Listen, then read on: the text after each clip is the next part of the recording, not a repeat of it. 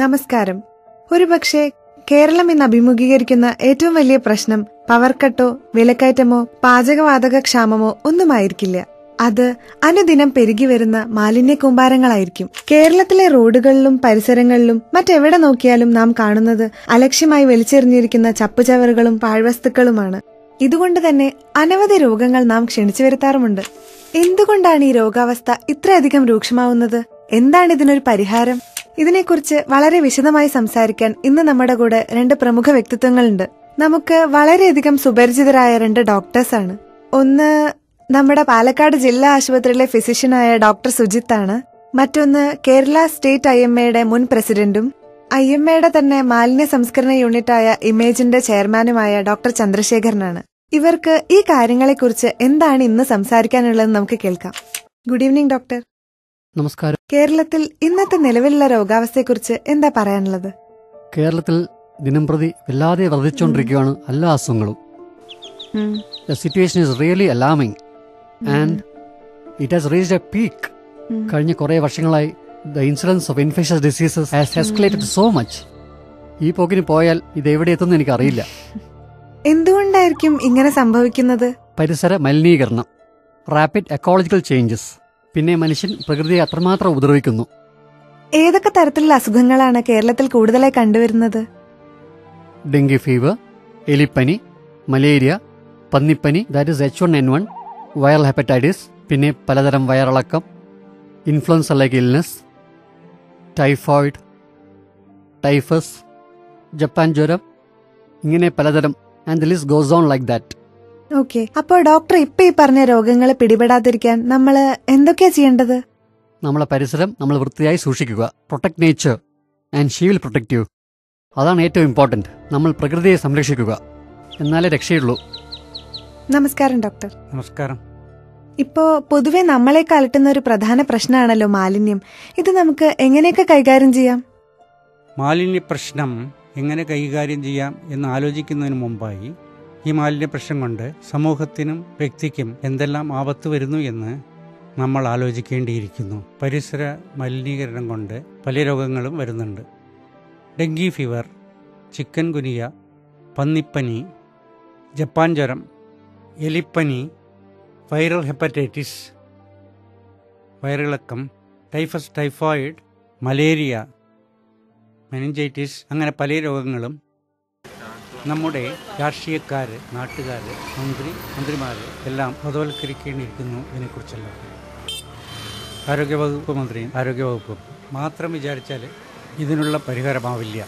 മറ്റ് വകുപ്പുകളും, ആഭ്യന്തര വകുപ്പ്, ലോക്കൽ അഡ്മിനിസ്ട്രേഷൻ, പിന്നെ അതുമാതിരി ഈ വകുപ്പുകളൊക്കെ കൂടെ ഇതിൻ്റെ എല്ലാം കൂട്ടായ്മയോടുകൂടെ വേണം പ്രവർത്തനം ആരംഭിക്കാൻ. അതുമാതിരി തന്നെ കോർപ്പറേഷൻ, മുനിസിപ്പാലിറ്റി, അതേമാതിരി പഞ്ചായത്ത് എല്ലാം കൂടെ വേണം ഉണർന്ന് പ്രവർത്തിക്കാൻ. ഇതിനൊരു ലോങ് ടേം പ്ലാൻ ഉണ്ട്, അതേമാതിരി തന്നെ ഷോർട്ട് ടേം മാനേജ്മെൻ്റ് ഉണ്ട്. അപ്പോൾ നമ്മൾ തീർച്ചയായിട്ടും രോഗം വരുന്നത് തടയുന്നതാണ് പ്രധാനം. രോഗം വന്ന് ചികിത്സിക്കുന്നതിനേക്കാളും prevention is better than cure. ഈ മാലിന്യ പ്രശ്നം കൈകാര്യം ചെയ്യുന്നതിൽ ഒരു വ്യക്തി പാലിക്കേണ്ട പ്രധാന കാര്യങ്ങൾ എന്തൊക്കെയാണ്?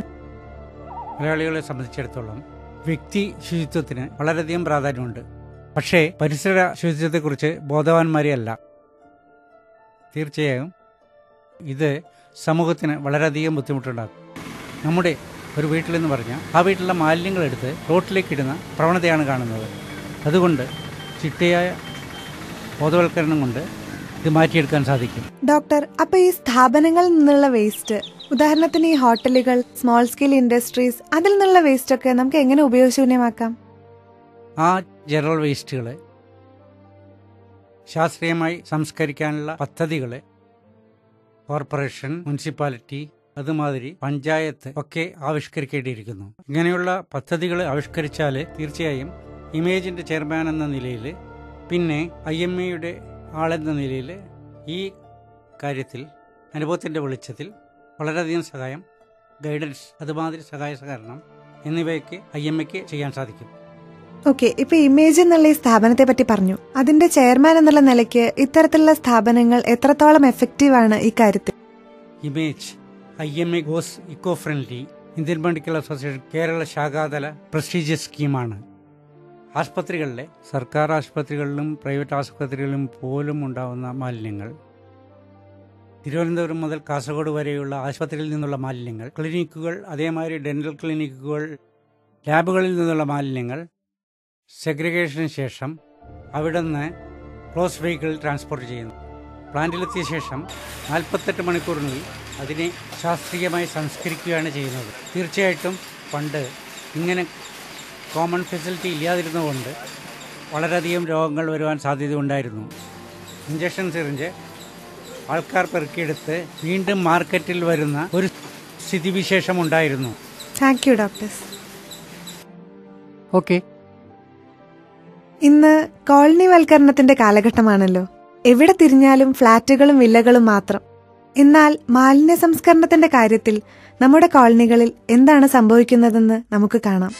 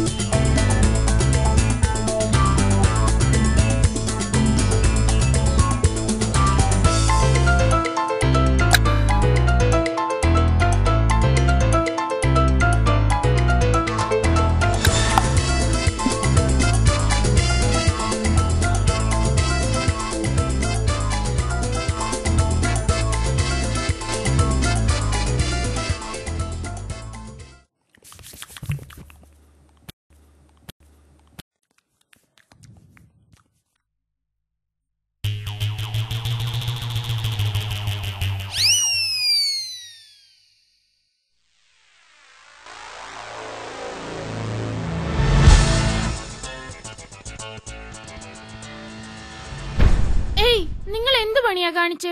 അത് പിന്നെ ഞാൻ ആ കുട്ടി അവിടെയുള്ളത് കണ്ടില്ല. എന്ത് കാണാതെ? കാണാത്ത പോട്ടെ, ഇവിടെയാണോ ചവറിടുന്നത്? പിന്നെ ഇവിടെയല്ലാതെ? നിങ്ങൾ എന്തിനാ മക്കളെ എന്നോട് ദേഷ്യപ്പെടുന്നത്? പോ, നിങ്ങൾ പോയി കളിക്കാൻ നോക്ക്. അതെ ആന്റി, നമ്മൾ ഈ പൊതുസ്ഥലത്ത് ചവറൊന്നും ഇടാൻ പാടില്ല, അറിയോ? ഓ, പിന്നെ അതൊക്കെ മുനിസിപ്പാലിറ്റിക്കാര് നോക്കിക്കോളും. ഓഹോ, അങ്ങനെയാണോ? ഇപ്പൊ കാണിച്ചു തരാം. ഞങ്ങൾക്ക് എല്ലാവർക്കും ആന്റിയുടെ വീടറിയാം. ഒരു ഫോൺ കോൾ മതി. ദീപു ചേട്ടാ, ഫോൺ എടുത്തേ. ഞാനൊന്ന് പറഞ്ഞോട്ടെ മോളെ, നിങ്ങൾ അവിടെ നിൽക്ക്, ഞാൻ അങ്ങോട്ട് വരാം.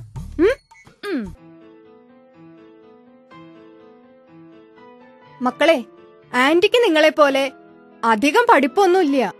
+2 വരെ പഠിക്കണമെന്ന് ആശയുണ്ടായിരുന്നു. എന്നിട്ട് പറ്റിയില്ല. പ്ലസ് ആവാൻ പറ്റിയില്ല. പിന്നെ 2 വരെ പോയി. നോക്കൂ ആന്റി, നമ്മുടെ ചുറ്റുപാടുകൾ നമ്മൾ വൃത്തിയായി സൂക്ഷിക്കണം. എന്നാൽ മാത്രമേ നമുക്ക് അസുഖങ്ങൾ വരാതിരിക്കുള്ളൂ. അതെല്ലേ ആന്റി, ഈ ചവറുകൾ ഇവിടെ ഇടുന്നത് കാരണം എലി, കൊതുക് എന്നിവയുടെയൊക്കെ ഉപദ്രവം ഉണ്ടാവും. കണ്ടില്ലേ? ശരിയാണ് മക്കളെ, ഇവിടെയെല്ലാം ഓടി നടന്നുകൊണ്ടിരുന്നതാ എന്റെ മോൻ. ഇപ്പൊ അസുഖം വന്ന് കിടക്കുക. പോട്ടെ ആന്റി, ഇനിയെങ്കിലും നമുക്ക് പരിസരം വൃത്തിയായി സൂക്ഷിക്കാം. അപ്പോൾ ഒരസുഖവും ഉണ്ടാവില്ല. മക്കളെ, ആന്റിക്ക് ഇതുവരേക്ക് ഒന്നും അറിയില്ല. ഇനി ഇത് ആവർത്തിക്കില്ല. വാ. മോൻ ഏത് ക്ലാസ്സിലാ പഠിക്കുന്നേ? 2. അതെയോ? മോൻ ആന്റിയോട് ദേഷ്യമുണ്ടോ? മക്കളെ, ആന്റിക്ക് ഒരു സംശയം. ഈ ചവറൊക്കെ പൊതുസ്ഥലത്ത് ഇടാൻ പാടില്ല എന്ന് പറഞ്ഞല്ലോ. അതെ, പാടില്ല. പിന്നെ എവിടെ ഇടുക? ആന്റി, ഈ ചവറുകൾ എന്ന് പറഞ്ഞാൽ പലതരമുണ്ട്. നമ്മുടെ വീടുകളിൽ നിന്നുണ്ടാവുന്ന ചവറുകൾ, കമ്പനികളിൽ നിന്നുണ്ടാവുന്ന ചവറുകൾ, അങ്ങനെ പലതും. പിന്നെ ഈ വീടുകളിൽ നിന്നുള്ള ചവറുകൾ നീക്കം ചെയ്യാനായി ഗവൺമെന്റിന്റെ കുടുംബശ്രീ പോലുള്ള സംവിധാനങ്ങളുണ്ട്. അതുമാത്രമല്ല ആന്റി, നമ്മുടെ വീടുകളിൽ നിന്നുണ്ടാകുന്ന മാലിന്യങ്ങളും ചപ്പുചവറുകളും മറ്റും ശാസ്ത്രീയമായ രീതിയിൽ സംസ്കരിക്കാനുള്ള ഒരുപാട് സംവിധാനങ്ങളുണ്ട്. ഇതൊന്നല്ല ആന്റി, ആശുപത്രിയിൽ നിന്നും പുറത്തേക്ക് വലിച്ചെറിയുന്ന സിറിഞ്ചുകളും സൂചികളും ഓപ്പറേഷൻ തിയേറ്ററിൽ നിന്നും പുറത്തേക്ക് വിടുന്ന ബയോമെഡിക്കൽ വേസ്റ്റുകളും ഇവയൊക്കെ സംസ്കരിക്കാനുള്ള സംവിധാനം നമ്മുടെ പാലക്കാടുണ്ട്. എന്താ അത്? അതിപ്പോ നിനക്കറിയില്ല, അതല്ലേ സത്യം? ഞാൻ പറഞ്ഞു തരാം. അതാണ് ഇമേജ്. ഇമേജോ? അതാരാണപ്പ ഞാൻ അറിയാത്ത പുതിയൊരാൾ നമ്മുടെ കോളനിയില്? അയ്യോ ആന്റി, അതൊരാളല്ല, അതൊരു സ്ഥാപനാണ്. അതിനെക്കുറിച്ച് കൂടുതലായി അറിയണമെങ്കിൽ നമുക്ക് നമ്മുടെ ഡോക്ടറങ്ങളെ പോയി കണ്ടാലോ? ശരി. ഡോക്ടർ അങ്കിൾ അവിടെ ഉണ്ടാവോ? ആ, പോയി നോക്കാന്നേ.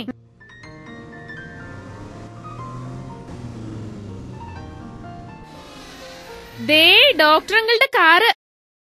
Stop stop stop stop.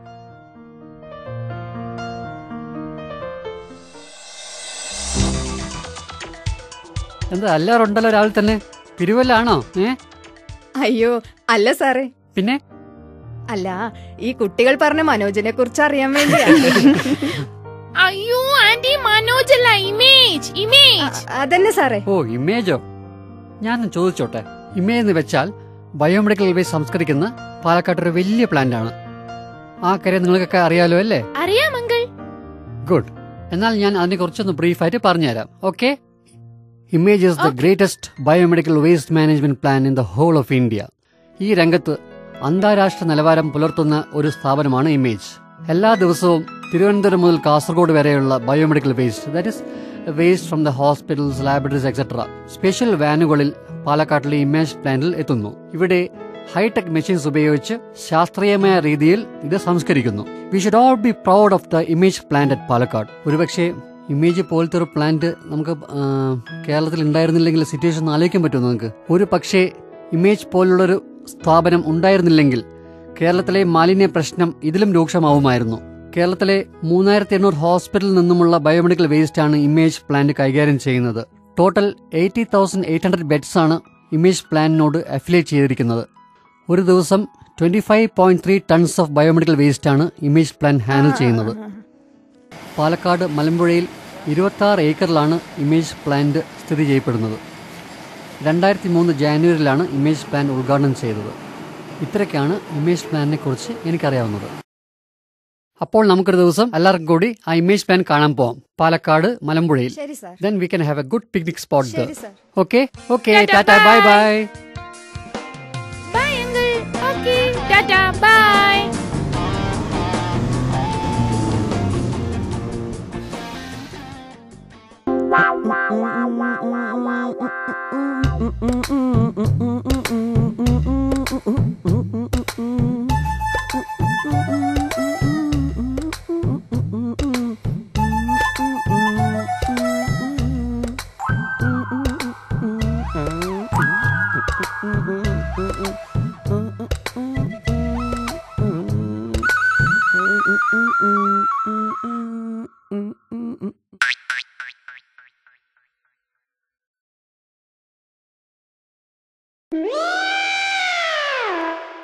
ഏയ്, എന്താ ഇവിടെ? ഏയ്, ഇവിടെ വരാനാ? പിന്നെ ചുമ്മാ എന്ത് ചുമ്മാ? ചവറിടാൻ വന്നതാ? ആണെങ്കി എന്നാ പിന്നെ ഇട്, ഒന്ന് കാണട്ടെ. ഓ പിന്നെ എന്ത് ചെയ്യും? എന്നാ ഇട്, ഒന്ന് കാണട്ടെ. ഓഹോ, അത്രയ്ക്കായോ? വാ മക്കളെ, നമുക്ക് അവനെ പിടിക്കാം. വാ. ഈ തള്ളിയും പിള്ളേരും കൂടി എന്തെങ്കിലുള്ള പുറപ്പാടാ എനിക്ക്. ആ ഈ ചവറിപ്പ ഞാൻ ചെയ്യും ഒക്കെ കൂടി തിന്നേണ്ടി വരുമോ?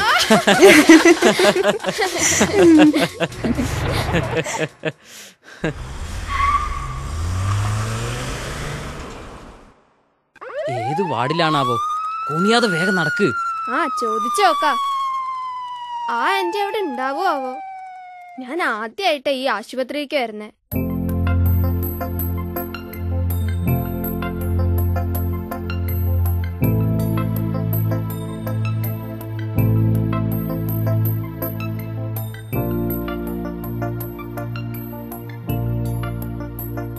ആ, വാ മക്കളെ.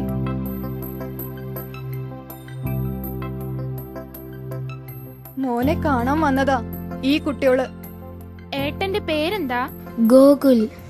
ഇവരെല്ലാം അമ്മ ജോലി ചെയ്യുന്ന കോളനിയിലെ കുട്ടികളാ. മോനറിയോ?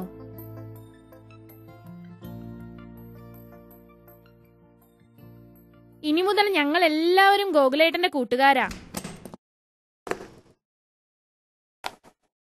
എന്താ ഇത്? അസുഖം ബാധിച്ച ആളുടെ അടുത്ത് ഇങ്ങനെ കൂടി നിൽക്കാൻ പാടില്ലെന്നറിയില്ലേ?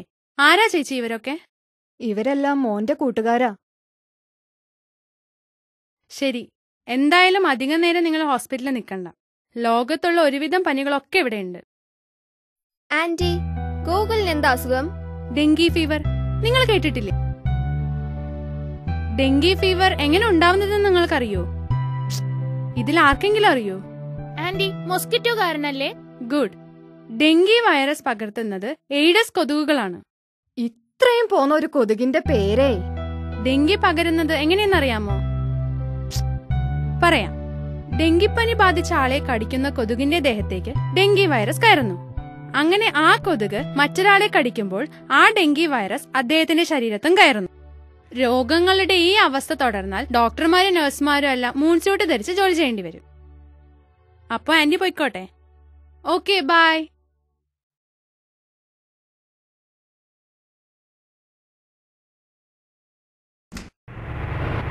പാവം ഗൂഗിൾ ചേട്ടൻ. ചേട്ടന്റെ അസുഖം വേഗം ഭേദമായാൽ മതിയായിരുന്നു അല്ലേ? വേഗം വാ, ഇപ്പൊ തന്നെ ഇരുട്ടായി. നടക്ക്, വേഗം നടക്കടാ. ആ ചേച്ചി വരാം. ആരുടെ കയ്യിലെങ്കിലും വല്ല സ്നാക്സും ഉണ്ടോ? എനിക്കാണെങ്കിൽ വിശന്നിട്ട് വയ്യ. നിനക്കെപ്പോഴും ആ ഒരു വിചാരല്ലേ ഉള്ളൂ. നോക്കൂ മേഘ, നമ്മുടെ ചുറ്റുപാടും കാണുന്ന മാലിന്യങ്ങൾ മറ്റും ഒരു പരിധിവരെ നിയന്ത്രിച്ചാൽ തന്നെ ഇവറ്റകളുടെ പെരുക്കം നമുക്ക് തടയാൻ സാധിക്കും. ഉദാഹരണത്തിന്, നമ്മുടെ പരിസരത്ത് ഉപയോഗശൂന്യമായി കിടക്കുന്ന പഴയ ചിരട്ടകൾ, ടയറുകൾ, പഴയ പാത്രങ്ങൾ എന്നിവയിലൊക്കെ കെട്ടിക്കിടക്കുന്ന മലിനജലത്തിലാണ് ഇവറ്റകൾ മുട്ടയിട്ട് പെരുകുന്നത്. ഇതൊന്നും നമ്മൾ ആരും ശ്രദ്ധിക്കാറില്ല. അപ്പൊ അങ്ങനെയൊക്കെ ഉണ്ടാവും. നോക്ക്,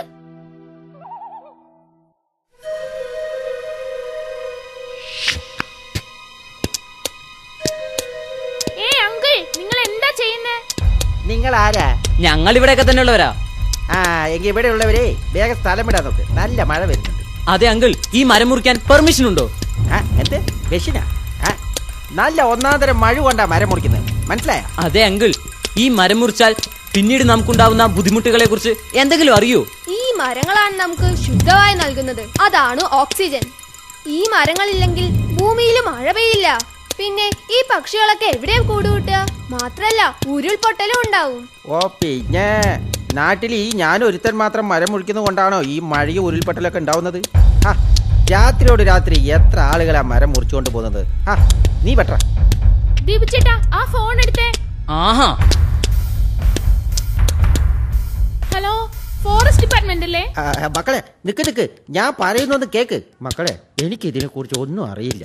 പിന്നെ ഇത്രയും കാര്യങ്ങൾ നിങ്ങൾ പറഞ്ഞപ്പോഴേ എനിക്ക് മനസ്സിലായത്. ഞാൻ ഈ മരം മുറിക്കാൻ പോകുന്നില്ല. പോരെ, ഡാ ഇങ്ങോട്ട് ഇറങ്ങടാ.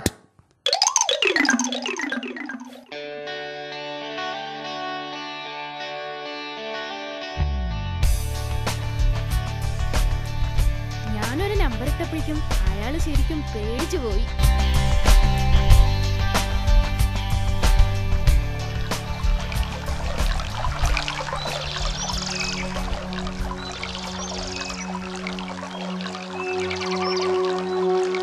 All living creatures have the right to live and the right to be free.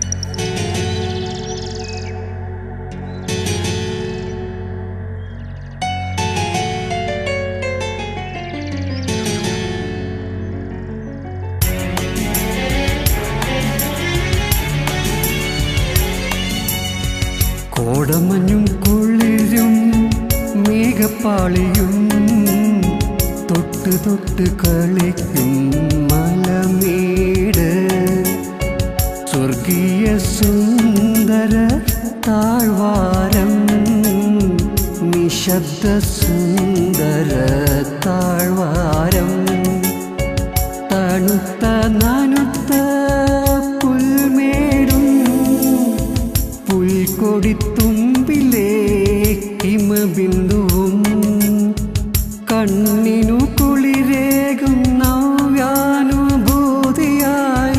മനസ്സിനകത്തൊരു കുളിർമഴയായി. കോടമഞ്ഞും കുളിരും മേഘപ്പാളിയും തൊട്ട് തൊട്ട് കളിക്കും മലമേട്.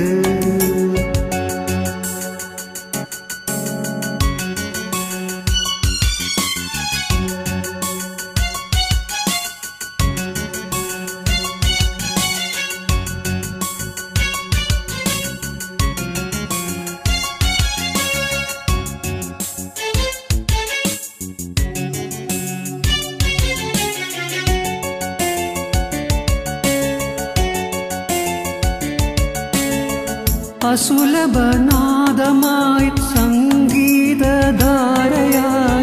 ശ്രുതി പകരുന്നു കാട്ടരുവി പാടുന്നുയിലും കുരുവികളും മുത്തുമണി ചിതറും കാട്ടാറും കോടമഞ്ഞും കുളിരും മേഘപ്പാളിയും തൊട്ട് തൊട്ട് കളിക്കും മലമേട്